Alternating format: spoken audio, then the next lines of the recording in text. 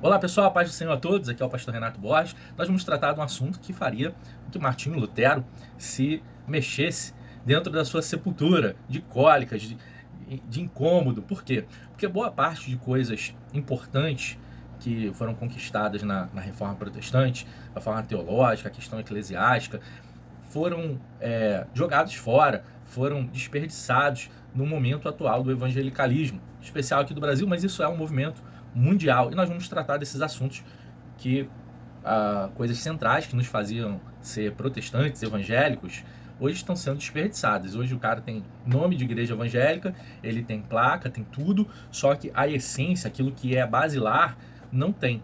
É só uma troca de temas católicos por temas modernos, atuais aí do evangelicalismo, só que as coisas basilares, a essência, o espírito da reforma protestante, a coisa importante, ela se perdeu e nós queremos tratar desses assuntos. A questão do apostolado. O Papa, ele é um tipo de apóstolo, ele é o representante, o substituto do apóstolo Pedro na Terra, né? Então é tido no catolicismo que Pedro ele foi o primeiro Papa.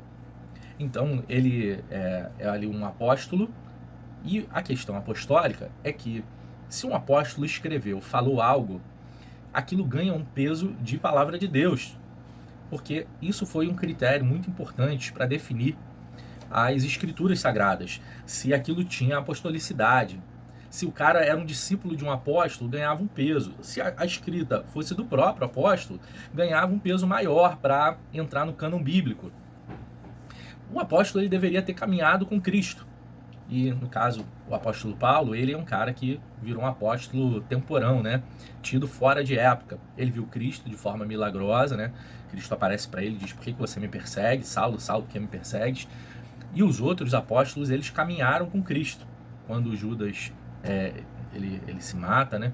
E precisa agora de um substituto, porque Judas ele foi o traidor e ele tira a própria vida. O critério era esse, que tivesse caminhado com Cristo. Mas o apostolado atual, que se chama Nova Reforma Apostólica, eles dizem que é necessário restaurar o ministério do apóstolo.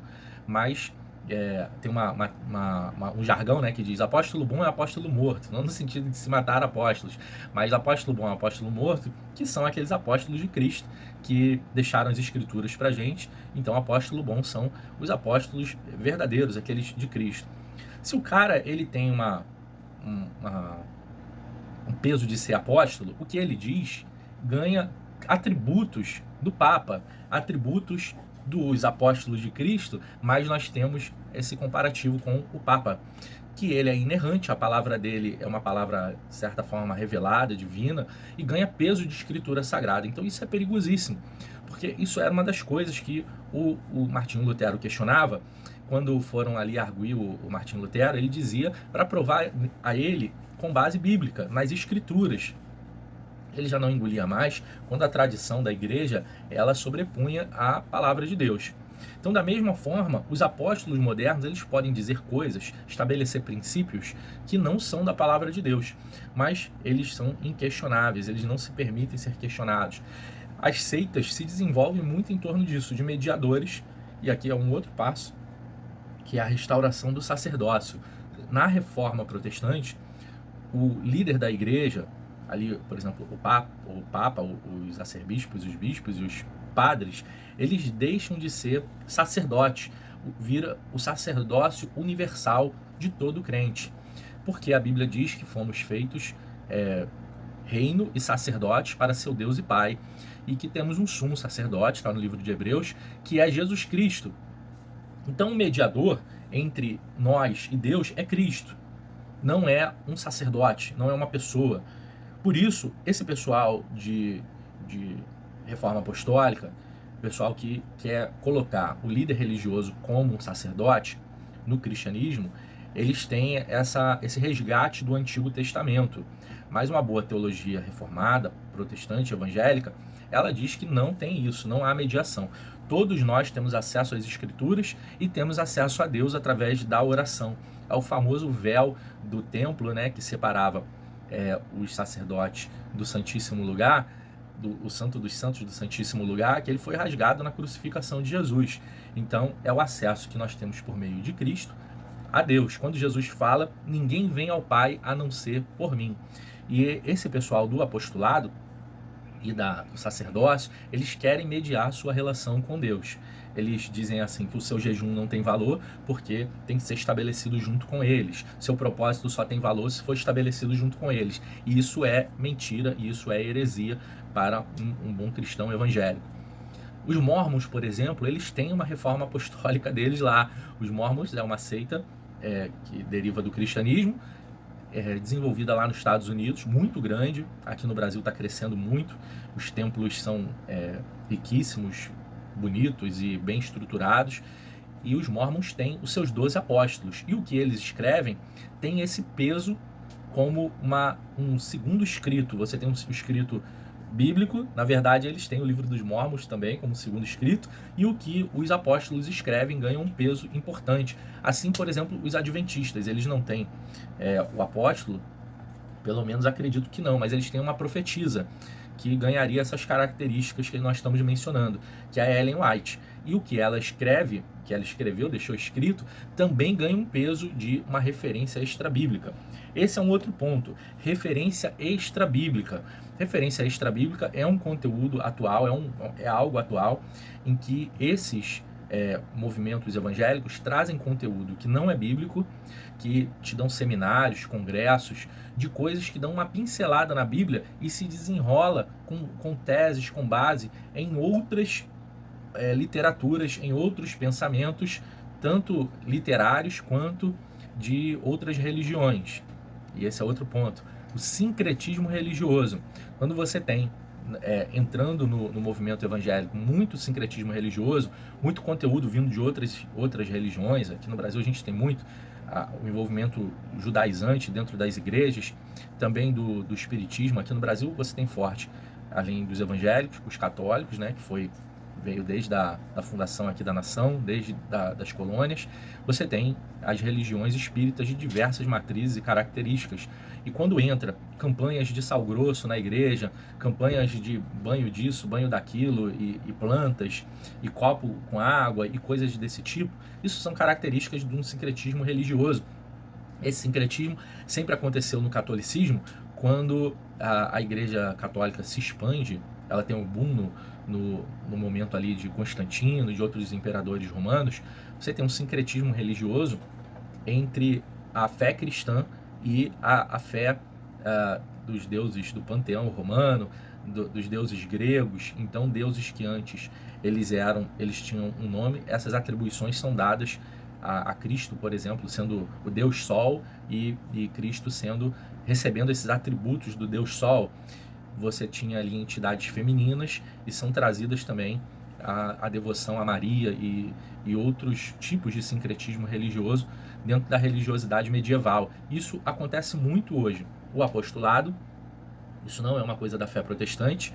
O sacerdócio não é uma coisa da fé protestante. O sacerdócio, ele é universal.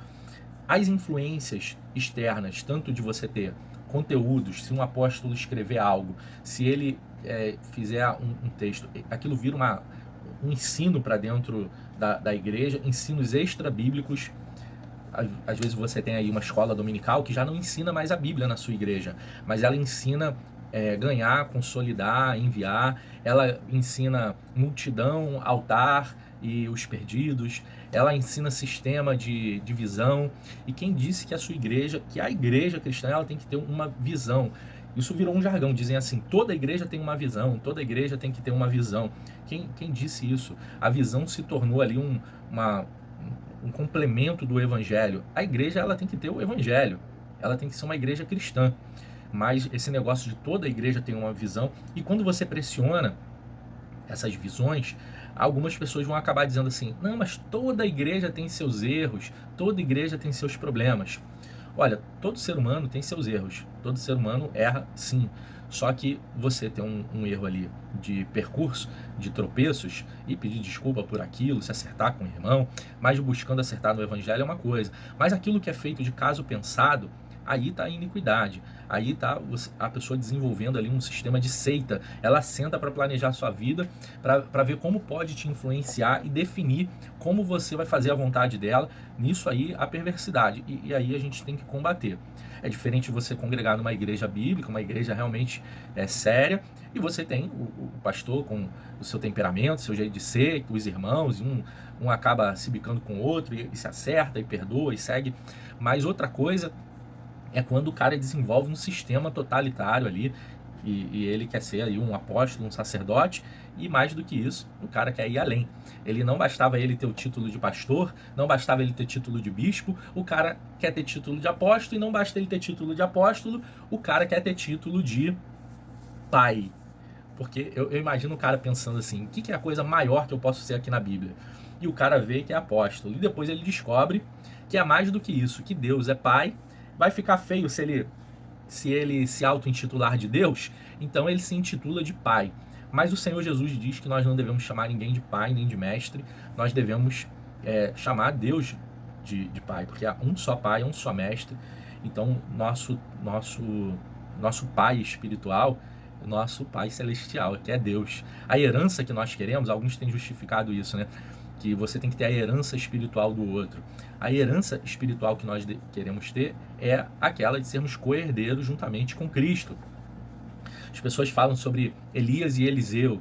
Ah, o Elias deixou a capa e o Eliseu, ele pegou aquela capa que era herança espiritual dele. Então toda essa tese de herança espiritual, isso é conteúdo extra-bíblico, porque não é dito isso, isso é uma forma de usar o texto bíblico para desenvolver sua própria tese. Não está escrito isso, não se dá a entender isso, até porque não foi deixada uma herança.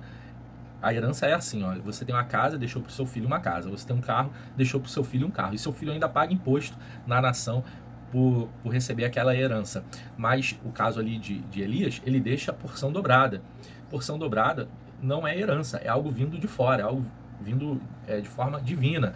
A herança deixada ali é uma herança divina, é uma herança de Deus. E nós não buscamos nenhum Elias hoje em dia. Nós buscamos a Cristo. A quem nós queremos tocar na capa é a mesma pessoa que a mulher do fluxo de sangue tocou na orla das vestes de Jesus. Nós queremos a unção vinda do alto, a unção vinda de Cristo, a boa dádiva, o dom perfeito vindo de Cristo. Vamos lá, ó. Apostolado, o pessoal ensina hoje, não vá nessa onda. O sacerdócio é sacerdócio universal de todo cristão. Isso igreja evangélica deve ser assim. Pais espirituais, você não tem pai espiritual, você tem um irmão na fé. Você pode até ter pais adotivos, pai de criação, o pai que é o seu pai biológico. Às vezes, uma pessoa na sociedade, pois na cultura católica, você chamava de padrinho e madrinha. É uma pessoa que os pais elegiam para poder substituir eles no caso da falta deles. Digamos que o pai morreu, a mãe morreu, e aquela criança vai ser criada por quem? Os padrinhos já são um meio, não só de ensinar a pessoa no evangelho, a criança no evangelho, mas de suprir ela na ausência dos pais também. Isso não é algo mais comum na nossa sociedade. Na ausência dos pais ficam os avós, os tios, os parentes próximos, né? Essa questão de ser um pai, ela é uma coisa muito católica. Então você vê aí uma outra coisa medieval no evangelicalismo brasileiro atual, né?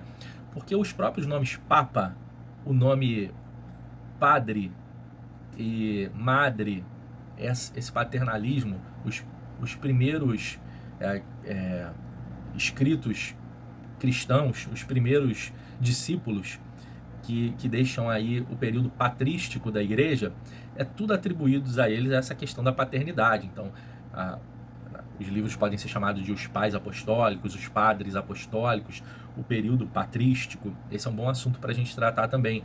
Mas essa paternidade espiritual, ela é uma coisa muito católica. E nós, protestantes, nós nos voltamos contra essas coisas de uma devoção ao ser humano, e está sendo resgatado atualmente. As indulgências, o pagamento que os católicos, né, medievais exigiam, para que a pessoa ela saísse do purgatório, o parente, para que fosse redimido um pecado, porque o católico tem isso, né? A igreja perdoa os pecados, ela tem esse poder de reter ou de perdoar os pecados. Então era vendido isso. E quando um neopentecostal, um movimento evangélico atual, ele se auto-intitula o detentor de uma bênção, o detentor da palavra de Deus, o detentor de meios de graça, de qualquer coisa, então ele vende isso. Se você der aqui no altar um determinado valor, então você vai receber muito mais em troca. Então são as modernas indulgências. Os grandes templos, as indulgências, por exemplo, foram desenvolvidas para construir grandes templos, como a Basílica de São Pedro, que é onde o Papa fica, lá em Roma. Eu tive a oportunidade de ir lá, uma obra assim, fenomenal. E para se ter dinheiro para construir esses grandes templos, é muito sacrifício financeiro dos irmãos dentro das igrejas. Nós vemos mega churches aqui, e igrejas neopentecostais com grandes templos, réplicas de templos judaicos, que são às custas de muito dinheiro de pessoas que acabam acreditando, de fiéis que acabam acreditando nessa venda da bênção, nessa multiplicação do seu recurso. Quando você deposita no altar um poder milagroso daquele altar, ele multiplicaria os seus bens, o seu dinheiro. Pouca pregação bíblica. Período medieval, até porque não havia imprensa, você não tinha uma Bíblia na casa de cada pessoa. E nem foi, e até hoje não é uma coisa forte, o catolicismo não tem essa ênfase bíblica. A ênfase do catolicismo é do ensino da tradição, do ensino da missa, do ensino do padre, o que a igreja fala, os seus pareceres, diferente da reforma protestante. Os protestantes têm ênfase bíblica. O protestante tem ênfase de que todo membro leia as escrituras e seja um leitor assíduo, devocional daquele texto bíblico. Hoje nós temos um movimento evangélico brasileiro com pouca ênfase bíblica, pouca leitura bíblica e algumas pregações em que você nem vê o texto bíblico direito. O cara te conta coisas boas, que te motivam, que te animam, que te fazem dar risada, que falam dos teus relacionamentos, da tua empresa, dos teus negócios, que você tem que trabalhar duro e que a lei disso, a lei da reciprocidade, a lei do não sei o quê. E eles te falam tantas coisas que te deixam motivados, que você sai de lá animado, mas no final você não recebeu uma palavra de Deus, você não recebeu uma palavra que salva a sua alma. Então, pouca ênfase bíblica. Isso está bem nos dias atuais. A idolatria, a personalidades. Então, você ter ícones dentro da igreja que eles são muito além de uma referência de servos de Deus. Eles se tornam pessoas que são devotadas, pessoas que são idolatradas como um artista.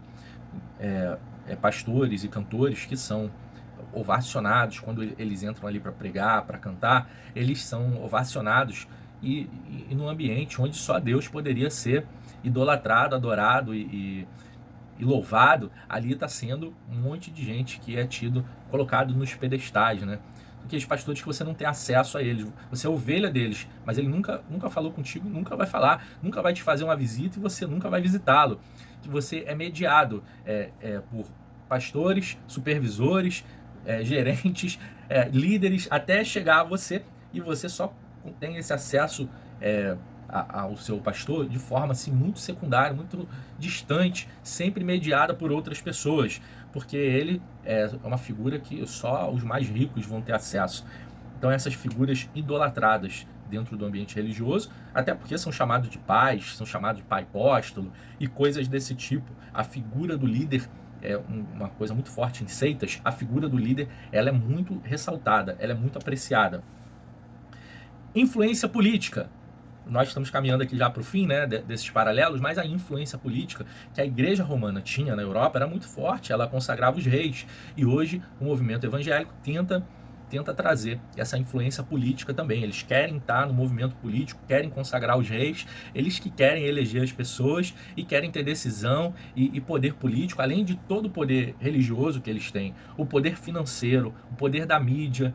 Eles são donos de canais de televisão, estão na mídia, e claro, eles sempre dizem que é para o melhor do evangelho, da pregação do evangelho, mas eles vão agregando assim mais poder. Então o poder político de influenciar, da discussão política, do desenvolvimento das leis, isso era muito forte no papado medieval, na Igreja Romana medieval, e hoje no movimento evangélico atual.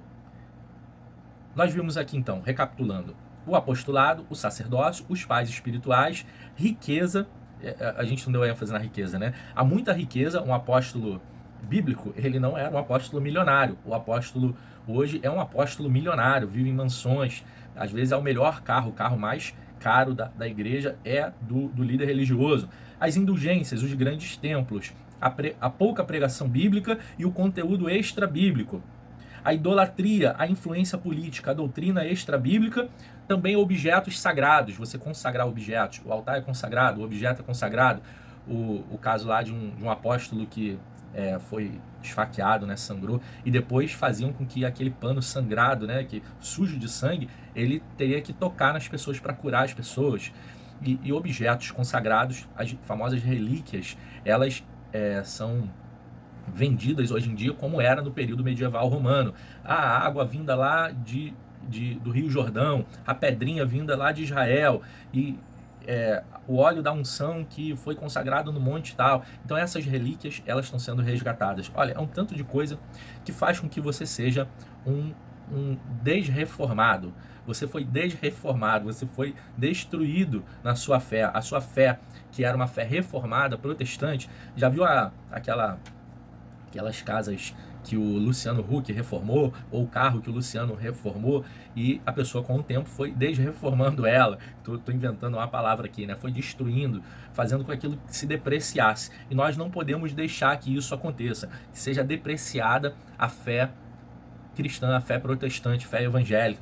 Nós temos que nos voltar para os autores, nós temos que nos voltar para épocas, para lembranças, para meios, para as escrituras, sempre aquelas que estavam mais centradas na fé protestante em si. Senão, qual é a sua diferença para o catolicismo medieval? É uma diferença só estética, uma diferença só das imagens, do formato, mas a essência, as características centrais. Você diz, não tem escultura, não tem santos na sua igreja, mas as coisas mais centrais, aquilo que realmente os reformadores reclamavam, elas estão todas contidas aí. Então tome muito cuidado com isso. Vamos continuar sendo uma igreja que é reformada, sempre se reformando, e que é uma igreja bíblica, é uma igreja centrada em Cristo. E vamos fazer essa repulsa a essas coisas que não fazem parte da fé cristã, da fé protestante. Espero que você tenha compreendido esse conteúdo. Deixe aí nos comentários suas dúvidas. Nós vamos tratar, na medida do possível, mais sobre esse assunto. Que Deus te abençoe muito.